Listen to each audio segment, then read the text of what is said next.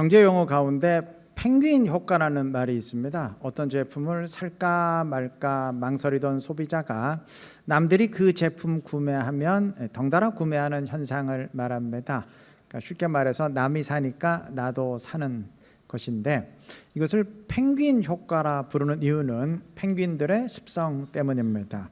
펭귄은 먹이를 구하기 위해 떼를 지어 바다로 몰려들지만 정작 바다 앞에선 뛰어들지 못하고 모두 머뭇거립니다. 먹이를 구하기 위해선 반드시 바다에 들어가야 되는데 바닷속에는 먹이만 있는 게 아니고 바다 표범 등과 같은 천적들도 있기 때문입니다. 자칫 먹이 잡으려다가 자기가 죽을 수 있어요. 이때 그 불확실성의 바다를 향해서 제일 먼저 뛰어드는 용감한 펭귄이 있습니다. 첫 번째 펭귄이죠. 그 펭귄이 뛰어들면 머뭇거리던 다른 펭귄들도 일제히 두려움을 극복하고 바다에 뛰어듭니다. 첫 번째 펭귄의 행동이 모든 펭귄의 행동을 이끌어내는 것이죠. 이게 펭귄 효과입니다. 요한복음 8장에서 가늠한 여인을 사람들이 붙잡아 왔을 때 예수님 말씀하셨습니다. 너희 중에 죄 없는 자가 돌로 치라. 자, 이 말씀을 들은 사람 가운데 누구도 돌을 들어 치지 못했어요.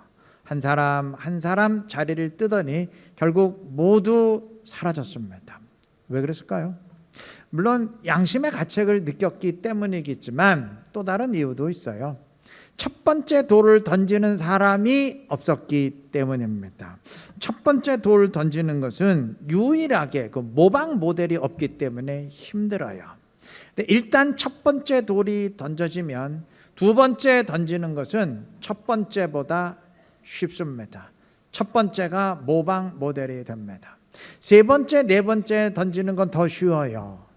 다섯 번째 던지는 건 훨씬 더 쉽습니다. 그렇게 점점 더 쉬워지고 나중엔 집단 전염이 되어버립니다.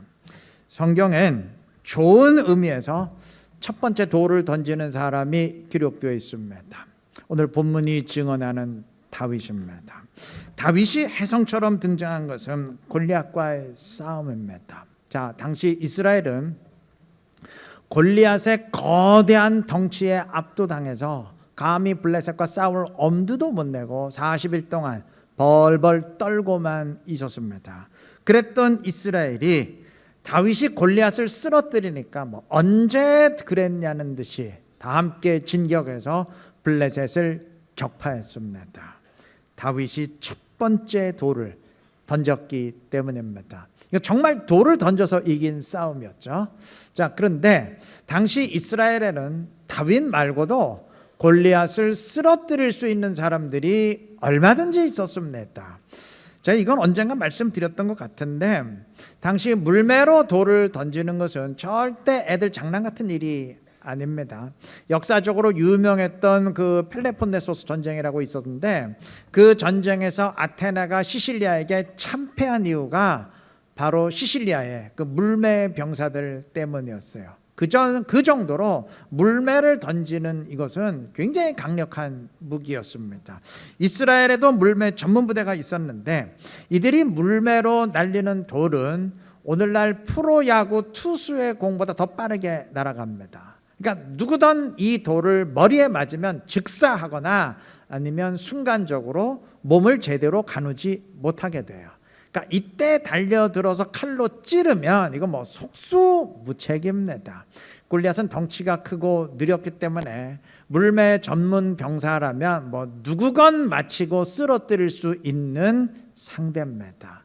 근데 왜 이스라엘에서 물매 병사들이 참 많았는데 왜 아무도 나서지 못했을까요? 이게 첫 번째 돌을 던지는 사람이 없었기 때문입니다. 그러다가 다윗이 돌을 던져 골리앗 쓰러뜨리자 다윗이 했다면 나도 할 수 있다. 모두 일어서게 된 겁니다. 다윗의 행동이 모두의 행동을 이끈 것입니다. 오늘 본문은 이러한 다윗의 영향력을 다시 한번 증언합니다. 본문은 이스라엘이 블레셋을 이긴 4번의 전쟁 기록하고 있는데 이들 전쟁의 공통점은 모두 다윗의 부하들이 골리앗과 같은 거인 장수들을 쓰러뜨렸다는 점입니다. 16절에 이스비브노, 18절에 삽, 19절에 라흐마, 그리고 20절에 이름이 언급되지 않는 장수까지, 이들은 모두 블레셋의 거인 장수들이었는데 다윗의 용사들이 이들을 다 쓰러뜨렸습니다. 자, 이것을 다윗이 골리앗과 싸울 때의 모습과 비교하면 전혀 다르죠. 골리앗 앞에서 벌벌 떨기만 했던 당시 이스라엘의 모습과 지금 다윗의 부하들의 모습은 달라도 너무 다릅니다. 왜 이렇게 달라졌을까요? 다윗의 앞선 행동이 있었기 때문입니다. 다윗이 골리앗을 쓰러뜨리기 전까진 모두 골리앗과 같은 거인 장수와 싸우기를 주저하고 두려워했지만 다윗이 골리앗을 쓰러뜨리자 이야기가 완전히 달라졌어요. 소년 다윗이 이길 수 있다면 나도 이길 수 있다. 생각 바뀐 겁니다. 그러니까 다윗의 행동이 이스라엘의 생각을 바꾸어 놓은 겁니다. 이후 이스라엘에게 골리앗과 같은 거인 장수는 절대 못 이길 장수가 아니고 얼마든지 이길 수 있는 상대예요. 그래서 본문의 증언처럼 그냥 뭐 너도 나도 다 이기게 된 것입니다. 여러분, 이처럼 한 사람의 행동은 다른 사람에게 영향 미칩니다. 다윗의 승리가 다른 사람도 승리하도록 이끌듯 나의 영적 싸움의 승리는 다른 사람도 승리하도록 이끕니다. 나의 순종은 다른 사람도 순종하도록 영향을 미칩니다. 지금 우리가 세랭복 축제 진행하고 있는데 나의 순종은, 최선을 다한 나의 영적 싸움은 다른 사람에게도 영향 미쳐요. 야, 저 사람도 하네. 그럼 나도 할 수 있지. 알게 모르게 영향 미치는 것입니다. 우리가 이러한 영향 미치는 사람 되어야 하지 않겠어요? 자, 그런데 한 가지 우리가 명심할 게 있어요. 이게 영향을 미치는 것은 순종만 영향 미치는 게 아니에요. 영적 싸움의 승리만 영향 미치는 게 아닙니다. 이게 불순종도 안 좋은 의미에서 영향 미칩니다. 성경엔 정말 안 좋은 의미에서 첫 번째 펭귄이 된 사람들, 안 좋은 의미에서 첫 번째 용기를 낸 사람들도 기록했습니다. 근데 우리가 다 아는 사람들이에요. 히브리 민족은 출애굽을 통해 드디어 이스라엘 나라를 시작하게 되었는데 모세가 첫 번째 최고 지도자였고 이후 여호수아를 거쳐서 사사, 온니엘, 삼갈, 드보라 등등이 민족을 이끌었습니다. 이들 최고 통치자 가운데 그 누구도 자기 지위를 이용해서 욕심을 채우거나 교만하게 백성들 위해 군림하려고 한 지도자는 없었어요.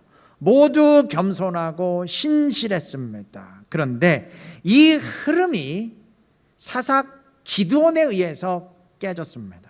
기드온은 미디안과의 전쟁을 승리로 이끈 뒤에 교만에 빠져서 정말 온갖 탐욕을 다 부렸어요. 이후부터는 양상이 완전히 바뀝니다. 기드온 이전에는 탐욕에 물든 최고 지도자가 단 한 명도 없었는데 기드온 이후에는 청렴한 지도자를 거의 찾기 힘들게 됐습니다. 그 이후 사사들 가운데 그나마 입다 한 사람만이 신실했을 뿐이고 나머지 지도자들은 다 엉망이었어요. 죄다 탐욕에 찌들었습니다. 우상 숭배의 경우는 더해요. 솔로몬 이전의 최고 지도자 가운데 그 누구도 우상 숭배를 했던 사람은 없습니다.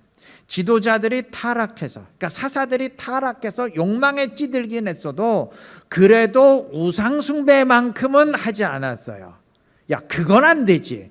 그것까지는 하지 않았어요. 백성들은 다 우상에 빠져도 지도자가 그런 경우는 없습니다. 이 흐름은 솔로몬에 의해 깨졌습니다. 솔로몬은 통치자 가운데 처음으로 우상을 숭배했고 일단 그가 첫 번째 돌을 던지자 양상은 완전히 바뀌었어요. 솔로몬 이전에는 우상을 숭배했던 최고 지도자가 단 한 명도 없었는데 솔로몬 이후부터는 정반대예요. 북이스라엘의 경우 왕들 가운데 단 한 명도 예외 없이 100% 다 우상을 숭배했습니다. 남유다의 경우도 몇몇 신실한 사람 빼놓고는 전부 우상에 빠졌어요. 솔로몬이 안 좋은 의미에서 첫 번째 펭귄이 된 것이죠. 여러분, 이건 우리도 마찬가지입니다. 꼭 첫 번째 사람이 되어야만 남에게 영향 미치는 게 아니에요. 물론 첫 번째가 제일 큰 영향 미치죠. 그런데 두 번째, 세 번째 사람은 네 번째에게 영향 미치고, 네 번째 사람은 다섯 번째, 여섯 번째 사람에게 영향 미쳐요. 그러니까 우리 모두의 행동이 알게 모르게 크던 작던 영향 미치게 되는 겁니다. 나의 행동 하나하나가 다윗처럼 좋은 의미에서 영향을 미칠 수도 있고, 기드온이나 솔로몬처럼 참 안 좋은 의미에서 악 영향을 미칠 수도 있는 겁니다. 야, 저 사람도 순종하는데 나도 해야지. 야, 저 사람도 저렇게 정직하게 살려고 몸부림치는데 감동이 되네. 나도 그렇게 살아야지. 좋은 영향 미칠 수도 있고, 야, 저 양반도 저렇게 사는데 뭐 내가 이렇게 사는 거 당연한 거지. 악한 영향 미칠 수도 있습니다. 우리가 어떤 영향 미쳐야 되겠습니까? 나의 행동을 통해 다른 사람들에게 좋은 영향, 선한 영향 미쳐야 되지 않겠어요? 우리의 셀 모임이 서로 이러한 좋은 영향을 주고받는 그러한 시간이 되어야 하지 않겠습니까? 주님이 물론 사람을 주님께 인도하라, 뭐 전도를 명하신 건 알겠는데, 야, 그건 말이 그렇단 얘기지. 전도를 아무나 하냐? 특별한 사람들이 하는 거지. 그렇게 생각했었는데, 평범한 셀원들이, 같은 셀원들이 이를 위해 힘쓰며 열매 맺는 모습을 통해서, 야, 그게 아니었구나, 다 할 수 있는 거구나, 그것을 깨닫고 나 자신을 바꾸어가는 좀 셀 모임 시간이 되어야 하지 않겠어요? 선포되는 말씀을 들으면서, 말은 좋은데 그건 뭐 목회자들이야 교회 안에만 있으니까 뭐 저런 소리 할 수 있는 거지, 나처럼 사회생활 다 하는 사람에겐 해당 사항 없는 거지 라고 생각했었는데, 나와 똑같은 위치에 있는 셀원들이 순종하는 모습을 통해서, 야, 다 할 수 있는 거구나 깨닫고 나를 바꾸어가는 좀 그러한 시간이 되어야 되지 않겠습니까? 그리고 뭐 언제까지 영향만 받아야 됩니까? 좋은 영향 받아야죠. 그런데 나도 성장하고 변화해서 다른 사람에게 좋은 영향 미치는, 나도 다른 사람에게, 나도 순종을 통해서 다른 사람도 순종할 수 있도록, 영적 싸움에 승리할 수 있도록 좀 이끄는 그런 사람 되어야 되지 않겠어요? 좋은 영향 받으시고 또 좋은 영향 미치는 우리가 되시기 바랍니다. 그래서 영적 싸움의 승리를 통해서 다른 사람도 승리할 수 있도록, 다른 사람도 순종할 수 있도록 이끌며 하나님의 기쁨이 되는 지혜롭고 복된 우리 이룬게 모든 성도님들 되시기를 바랍니다. 본문 14절과 15절에 의하면 다윗이 사울 왕과 요나단의 뼈를 수습해서 가져오고 그 뼈들을 처형당해 죽은 사울의 자식들의 시신과 함께 장사를 지내자 하나님이 그 땅을 위한 기도를 들으셨다 했습니다. 이게 지금 뭔 말인지 잘 모르실 텐데, 성경을 너무 길어 다 읽지 못해서 그래요. 그 앞에 내용을 보면은 이스라엘에 3년 동안 기근이 들었어요. 이게 사막 지역에서 3년 동안 비가 안 내렸으니 나라가 어떻게 됐을 것 같아요? 완전히 박살이 났죠. 자, 다윗 왕이 하나님께 이유를 물었습니다. 도대체 이렇게 우리에게 징벌을 내리시는 이유가 뭡니까? 하나님이 답변하셨어요. 그것은 너희들의 죄 때문이 아니고 너희들 이전에 사울 왕 시절에 사울이 기브온 사람들을 집단적으로 학살했기 때문이다. 답을 주셨어요. 자, 다윗이 하나님께 묻고 이제 이유를 알았어요. 그러면 계속 물어야 될 거 아니에요. 그러면 하나님, 그럼 이거 어떻게 해결하면 되겠습니까? 어떻게 하면 우리가 이 문제에 대해 속죄할 수 있겠습니까? 계속 물어야 될 거 아니에요. 근데 다윗이 여기서 굉장히 큰 잘못을 범합니다. 안 물었어요. 그러나 하나님께 묻지 않고 그 대신 기브온 사람들에게 어떻게 하면 너희의 분이 풀리겠느냐, 어떻게 하면 복수할 수 있겠냐, 그걸 물었어요. 그래서 기브온 사람들의 요청대로 사울의 남아있는 자식 7명을 그들에게 넘겨주고 그들에 의해 사형이 집행되도록 만들었습니다. 이건 다윗의 엄청난 잘못입니다. 그러나 어쨌든 이렇게 죽은 7명 가운데 사울의 첩이었던 리스바의 두 아들도 있었는데, 리스바는 두 아들의 시신이 방치돼서 장례를 치르지 못하게 되자 몇 달 동안 밤낮으로 자식들의 시신을 지키면서 낮에는 새들을 쫓고 밤에는 들 짐승들이 접근하지 못하도록 막았습니다. 이게 연약한 여인 혼자의 힘으로 너무 두렵고 힘든 일이죠. 그런데 자식을 향한 어머니의 마음은 그렇게 하도록 만들었습니다. 모성애는 그런 것이잖아요. 자, 이 여인의 이야기를 다윗이 전해 들었어요. 이때 다윗은 그동안 자신이 잊고 있던 사실을 퍼뜩 깨달았습니다. 야, 저 여인은 자식들의 시신을 그렇게 소중히 지키려고 하는데 나는 사울 왕과 요나단의 시신을 제대로 장사 지내지 못했었구나. 이 사실을 깨달은 다윗은 사울과 요나단의 뼈는 물론이거니와 이번에 참 억울하게 죽은 그 7명의 시신까지 다 수습해서 정성껏 장례를 치러 주었습니다. 14절 마지막 부분은 이렇게 증언합니다. 그 후에야 하나님이 그 땅을 위한 기도를 들으시니라. 다시 말하면 이렇게 장례를 지낸 후에야 하나님이 다윗의 기도를 들으시고 기근을 끝내 주셨다는 말입니다. 이거 바꿔 말하면 어떻게 되죠? 만약에 이 장례 지내지 않았으면 계속 기근이 지속되고 이스라엘이 완전히 끝장이 날 뻔했다는 말입니다. 여러분, 물론 장례를 주도한 사람은 다윗이죠. 다윗 외에는 그걸 할 권한이 있는 사람이 없어요. 하지만 다윗으로 하여금 그렇게 하도록 만든 사람은 리스바입니다. 한 여인의 행동이 다윗도 그렇게 하도록 만들었고 결과적으로는 이스라엘의 기근도 끝내게 만든 겁니다. 만약에 이 여인의 행동 없었으면 정말 이스라엘 끝장날 뻔했어요. 저는 굉장히 중요한 사실을 우리에게 알려준다 생각합니다. 여러분, 오늘 제가 서두에 언급했던 다윗, 기드온, 솔로몬은 다 이스라엘의 최고 통치자였습니다. 막강한 권한과 사회적 지위를 지닌 사람이에요. 반면 리스바는 연약한 여인입니다. 아주 보잘것없는 여인이에요. 그런데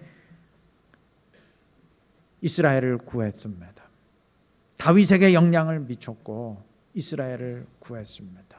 여러분, 남에게 영향 미치는 것은 꼭 지위가 높은 자, 힘 있는 자, 권세 있는 자들에게만 해당되는 게 아니에요. 보잘것없는 사람도, 평범한 사람도 얼마든지 남에게 영향 미칠 수 있습니다. 때문에 나같이 평범한 사람이 뭔 교회에서 영향을 미치냐. 교회에서 영향 미치는 것은 담임 목사나 장로들이나 이런 사람들이지, 나는 교회 내가 누군지도 사람들이 모르는데 나 같은 사람이 무슨 영향을 미쳐. 절대 그렇게 생각할 게 아닙니다.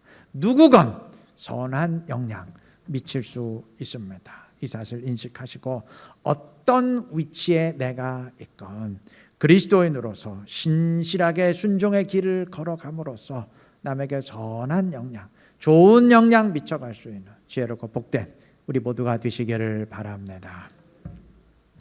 자, 본문 15절 이하에는 블레셋의 거인 장수를 쓰러뜨린 다윗의 용사들이 기록이 됐습니다. 그들은 아비새, 십부개, 엘하난, 그리고 삼마의 아들 요나단인데, 다윗의 통치 기간 내내 총사령관으로서 모든 전쟁을 이끌었던 요압 장군의 이름은 이 명단에 없어요. 꼭 거인 장수를 쓰러뜨려야만 전쟁의 용사인 건 아니니까 그럴 수도 있지 치겠는데, 그 다음의 기록은 정말 의아합니다. 성경은 이어서 23장에서 다윗과 함께 전쟁을 이끈 용사들을 한 사람 한 사람 언급하는데 30명이 넘게 언급된 장수들 가운데에도 요압의 이름이 없어요. 여러분, 요압이 누굽니까? 요압은 처음부터 다윗과 함께했던 용장이에요. 모든 전쟁을 다 승리로 이끈 용장입니다. 근데 요압의 이름이 없어요. 이거 의도적으로 뺀 것이죠. 그런데 또 하나 의아한 인물이 있어요. 23장이 마지막으로 기록한 햇사람 우리아입니다. 요압의 경우는 마땅히 이름이 들어가야 할 것 같은데 빠졌기에 의아하다면, 우리아의 경우는 이름이 언급될 수 없을 것 같은데 기록이 되었기에 의아합니다. 여러분, 우리아가 누군지는 다 아시죠? 누군가요? 다윗이 강제로 빼앗았던 밧세바의 남편이죠. 우리아 입장에서 말하면 억울하게 자기 아내를 빼앗기고 억울하게 다윗에 의해 전쟁에서 죽임을 당한 장군이죠. 여러분, 우리아가 마태복음 1장에도 기록이 되었고, 그래서 우리에게 잘 알려진 것은 맞는데, 그 이유는, 그가 우리에게 알려진 이유는 용사로서 전쟁에 공훈을 세웠기 때문이 아닙니다. 싸움의 전적으로만 따지면 그는 전쟁에서 패배하고 실패하고 죽은 사람이에요. 자기만 죽은 게 아니고 자기 부하까지 다 죽은 사람입니다.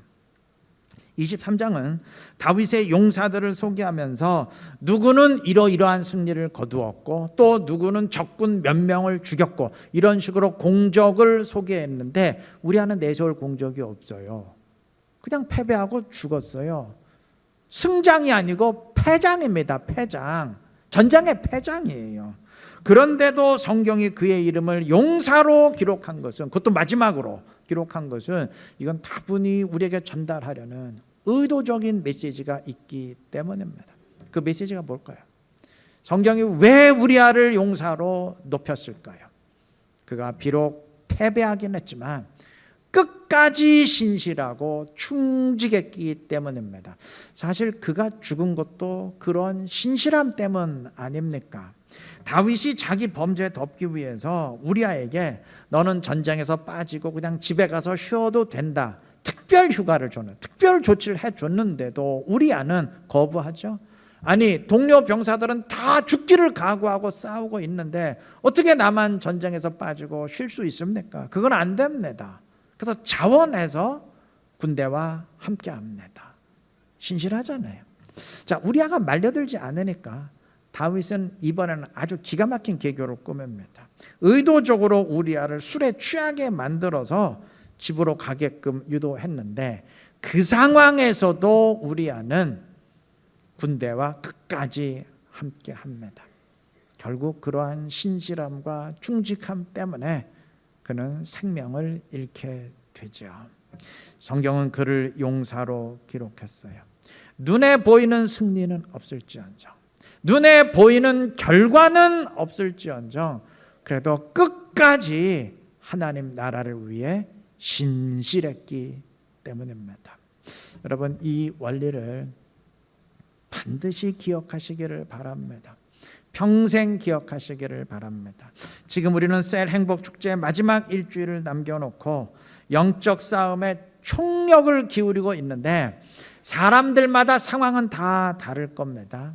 D-Day 되기 전에 이미 태신자 등록시킨 사람들도 있어요. 제가 매주 새신자 이제 환영하는데 태신자인데 이미 등록된 사람들이 있어요. 반면 어떤 사람은 작정한 태신자 이미 포기했거나 포기할 수밖에 없는 그러한 상황에 처했을 수도 있습니다. 셀 행복 축제를 1년에 한 번씩 진행하면서 계속 열매 맺어가는 사람이 있는가 하면, 또 어떤 사람은 참 하기는 열심히 하는데 전혀 열매가 없는 사람도 있을 수 있습니다. 솔직히 말하면 그런 사람이 훨씬 많습니다. 통계적으로. 눈에 보이는 결과로만 본다면 열매가 많은 사람과 전혀 없는 사람은 차이가 크죠.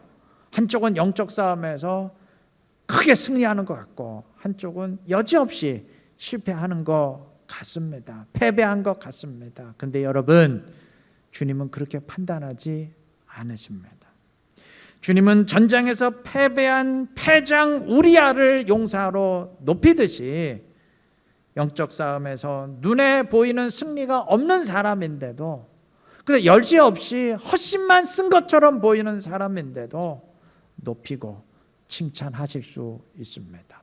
단 아무나 그렇게 하진 않습니다.